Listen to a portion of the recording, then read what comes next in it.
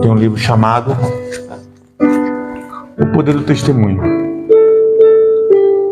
Você precisa entender o quanto é importante o seu testemunho nessa terra. Você precisa entender o quanto aquilo que você faz, aquilo que você declara no seu dia a dia é importante. Então, hoje eu quero te mostrar o livro O Poder do Testemunho. É um dos meus livros. Tenho 2 livros. Um é O Poder do Testemunho, outro é o Manual de Oração por Cura. Então você aí no TikTok, você aí no YouTube que está acompanhando a gente, esses são os 2 livros. Um Poder do Testemunho e o outro Manual de Oração por Cura. São 2 livros. Eu ensino como é importante o seu testemunho na vida da sua família, dos seus filhos, como isso se perpetua por geração. A Bíblia vai dizer que quando Israel ele sai do Egito, ele vai para a terra de Canaã e lá se estabelece. No livro de Juízes vai dizer que eles perderam o testemunho. Eles se esqueceram de quem Deus era. Então uma nova geração se levantou que não conhecia Deus, que não conhecia os seus milagres. Então eles perderam o testemunho de quem Deus era. Ele perdeu o testemunho daquilo que Deus fez no Egito. E por isso Deus nos entregou aos cananeus, Deus nos entregou aos filisteus, aos amonitas. Você conhece a história. Por quê? Porque eles perderam o testemunho de quem Deus era. Então, o maior problema das pessoas é perder o testemunho de quem Deus é na sua vida. Quem Deus é na sua vida? O que Deus já fez na sua vida? O que Ele mudou? O que Ele transformou? Então, você começa o primeiro amor, você conhece Jesus, você queima de amor por Jesus, mas ao longo do tempo, o que acontece? Você vai se desviando. Ao longo do tempo, você vai se perdendo. Ao longo do tempo, você começa a perder a chama do primeiro amor. E isso acontece muito na nossa vida caminhada. Vamos para a igreja, conhecemos Jesus, e ao longo desse processo, o que acontece? Esquecemos. Caímos na rotina, caímos na crença. E foi justamente isso que aconteceu com Israel. Israel perdeu o seu testemunho de quem Deus era. Israel perdeu o testemunho daquilo que Deus tinha feito na vida dele. Você não pode perder o testemunho de quem Deus é. Você não pode perder o testemunho daquilo que Deus já fez na sua vida. Talvez você esteja passando pelo deserto. Talvez esteja passando pelo processo. Porque todo processo ele tem 3 fases. O reconhecimento de quem Deus é, através dos milagres de Deus, como Israel viu no deserto. Israel viu no deserto como quem Deus era. Israel viu no Egito a mão de Deus. Israel viu no Egito a provisão de Deus. Israel viu no Egito e até a terra de Canaã todo um processo. Talvez você esteja passando por esse processo. Só que vem a fase do milagre, vem a fase da mão de Deus. O que Deus faz? Deus te leva agora para o deserto. E essa fase é onde muita gente não consegue resistir. É essa fase onde muita gente não aguenta o processo. Muita gente se perde. Muita gente não conhece, não aguenta a dor do deserto. Quando você vai olhar o livro da lei, a Torá, e quando ela vai começar o livro, Bamidbar, que é o livro de Números, quando ele vai começar a contar o que aconteceu no deserto com o povo, o que você vai ver? Você vai ver murmuração, você vai ver reclamação, você vai ver todo tipo de situação em que o povo não confiou em Deus. Ou seja, Deus ele fez aquele milagre lá no Egito. Deus agiu como um forte no Egito. Deus mudou a circunstância deles, mas eles não acreditaram em Deus. Eles não tiveram fé suficiente para sair do deserto. E muita gente caiu no deserto. Talvez o que você esteja passando hoje seja um processo do deserto. Deus, ele te mostrou que ele é Deus. Ele te livrou do Egito, ele te livrou do mundo, ele te livrou da mão de Faraó e agora ele te trouxe para o deserto. Porque é no deserto que Deus testa o coração. É no deserto que você vai confrontar o seu eu interno.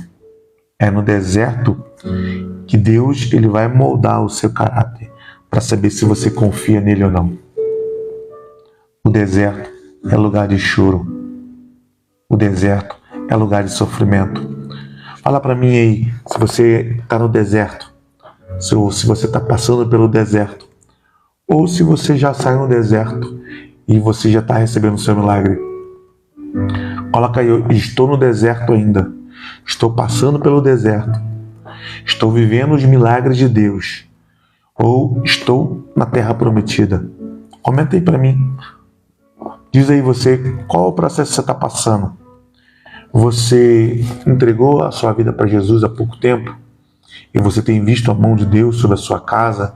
Você tem visto a mão de Deus sobre a sua família? Ou você começou a amadurecer no Evangelho? Entendeu que Deus cura? Entendeu que Deus te salva? Entendeu que Deus ele cuida de você? E agora você está no deserto, ouvindo o silêncio de Deus, ouvindo o cuidado de Deus. Ou você que já passou pelo deserto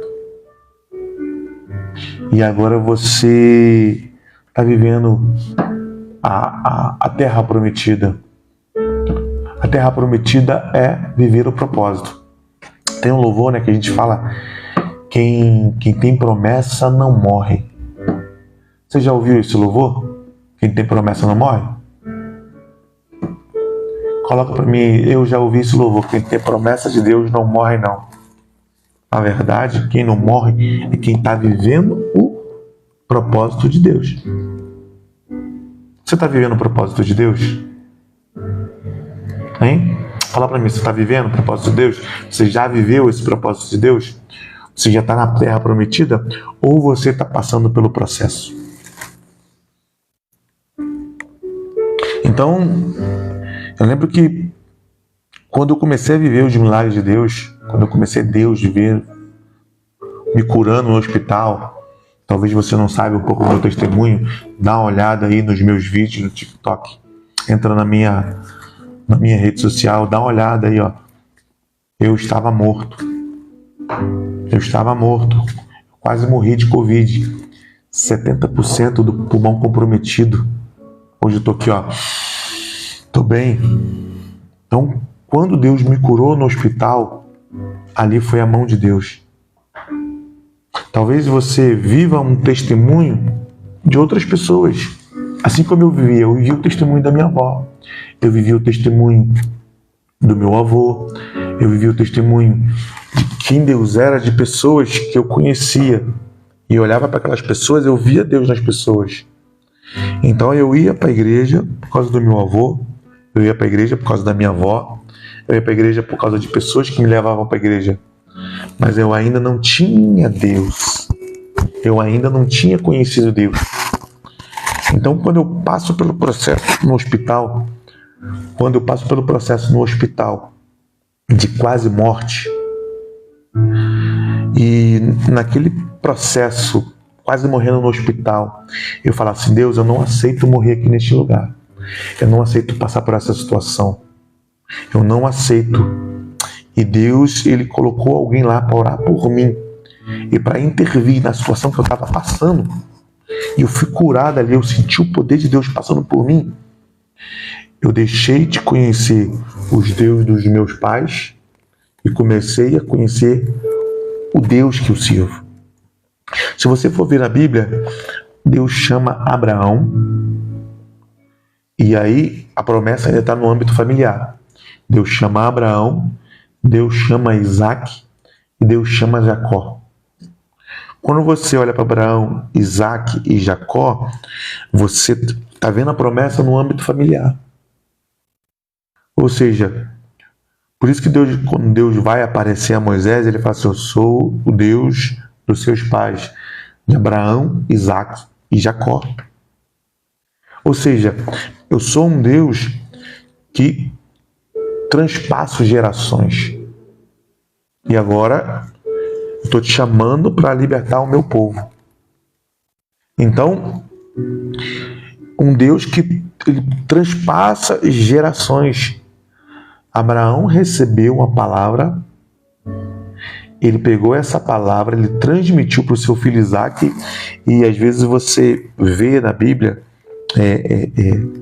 parece que Isaac não tem muito, não aparece muito o nome de Isaac, mas ali houve uma transferência de paternidade, de promessa.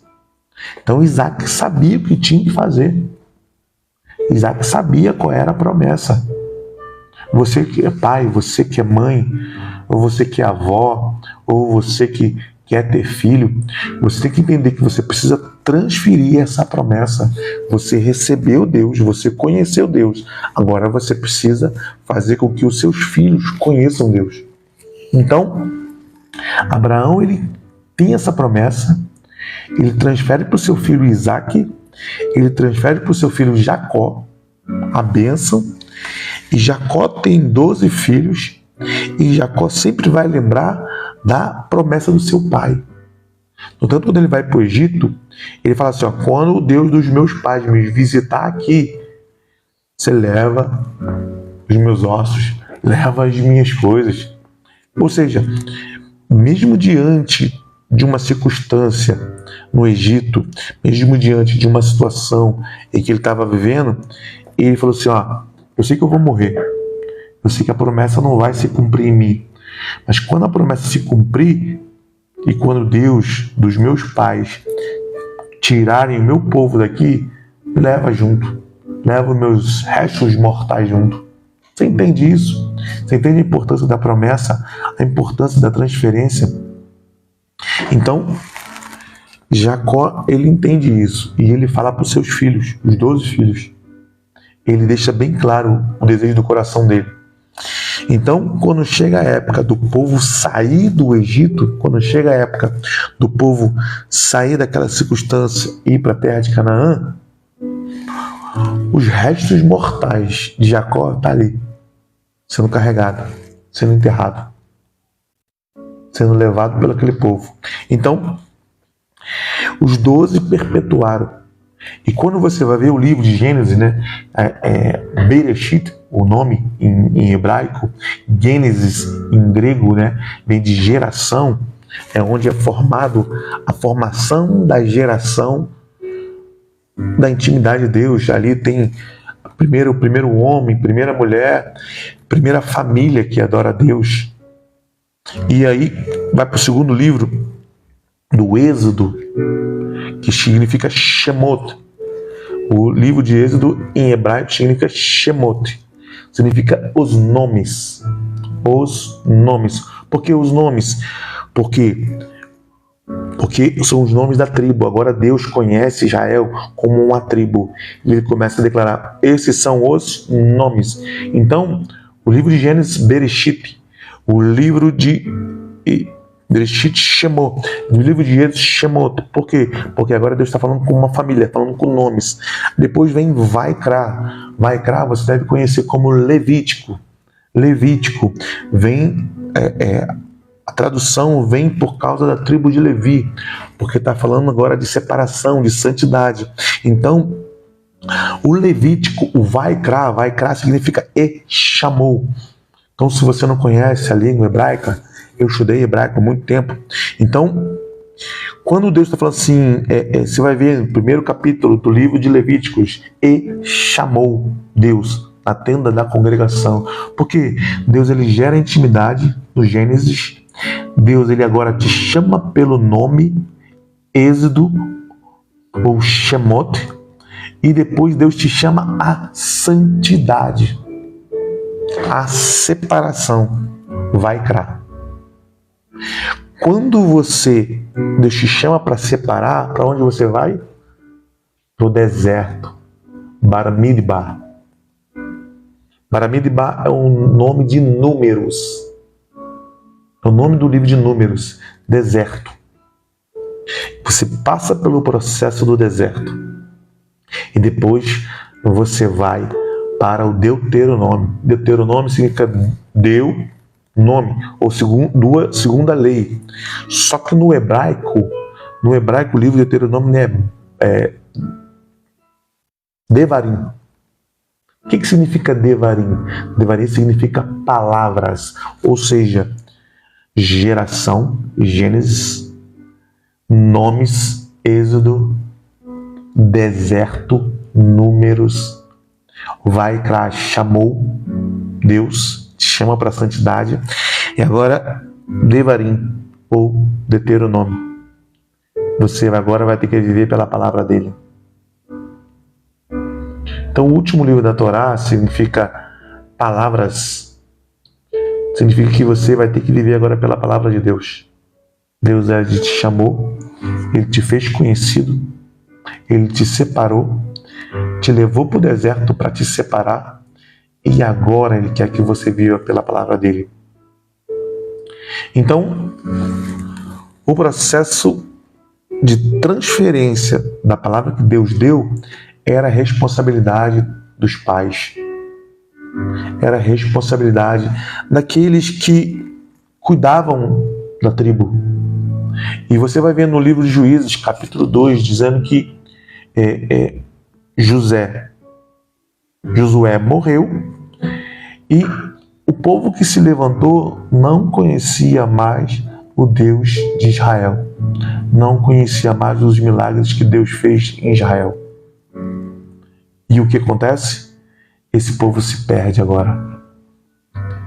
E aí você vai ver, Deus ele começa a levantar juízes para julgar tribos, para moldar pessoas, para levantar. Deus levanta ele consegue uma salvação temporária, mas quando aquele juiz morre, uma outra geração se perde.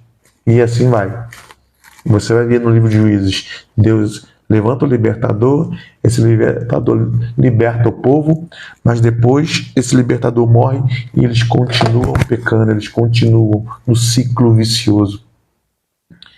Então, muitas vezes, você vai ver, e eu falo isso no livro, O Poder do Testemunho, você vai ver que Deus, ele nos deu o conhecimento da palavra dele, nos deu a fé, nos deu o entendimento dele, nos deu os milagres dele, para que a gente possa transferir para a nossa geração.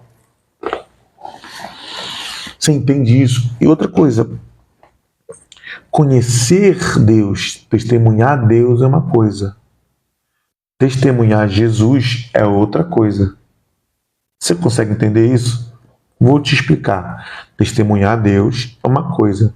Testemunhar Jesus é outra coisa. Eu vou te explicar. Testemunhar Deus é falar daquilo que Deus fez na sua vida. Falar daquilo que o Deus fez na sua família.